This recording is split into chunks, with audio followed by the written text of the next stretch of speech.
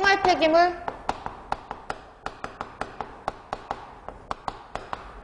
생활 폐기물 중에서 탈수 있는 성분만 선별을 해서 가연 성분만 선별을 해서 연료화 시키면 얘를 RDF라고 얘기를 하는 거고요. 그 다음에 폐플라스틱 같은 것들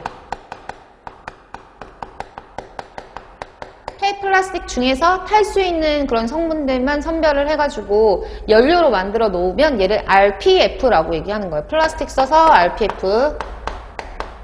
그 다음에 목재 같은 거 있잖아요. 폐목재. 버려지는 목재 같은 것들을 잘 타는 거, 그러니까 수분 함량이 조금 낮고 탈 수 있는 것만 선별을 해가지고 만들어 놓은 걸 WCF라고 해서 우드칩 피어라고 얘기를 하고요. 그 다음에 폐타이어. 폐타이어 같은 것들 중에서도 마찬가지로 선별을 해서 고형연료로 만드는 거 TDF라고 하거든요. 타이어 써서 TDF. 뭐 이런 것들, 우리가 이런 것들을 다 묶어서 고형연료 SRF라고 얘기하는 거고, 일반적으로 우리나라에서 RDF를 만약에 사용한다라고 하면 대표적인 것이 생활 폐기물 중에서 탈 수 있는 가연 성분만 선별을 해가지고 우리가 고형연료, 연료화 시켜가지고 처리하는 RDF를 주로 사용하기 때문에 SRF를 곧 RDF라고 보고 시험 문제를 출제하는 경우가 대부분이죠. 그래서 여러분들이 이런 종류들이 있다. 참고적으로 알아두시고, RDF 같은 경우에는 시험 문제가 나오는 건 거의 대부분 구비 조건이에요. 구비 조건.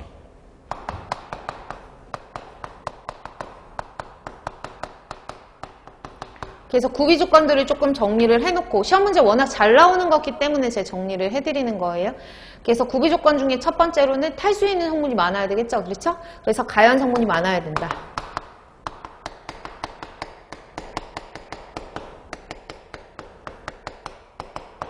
가연 성분 함량이 높아야 되고요. 그 다음에 이거를 나중에 고형 연료로 만들어서 얘네 소각장에서 연료로 써야 되잖아요. 근데 수분이 많으면은 연소가 잘 돼요, 안 돼요? 안 되기 때문에 수분 함량이 낮아야 되겠죠?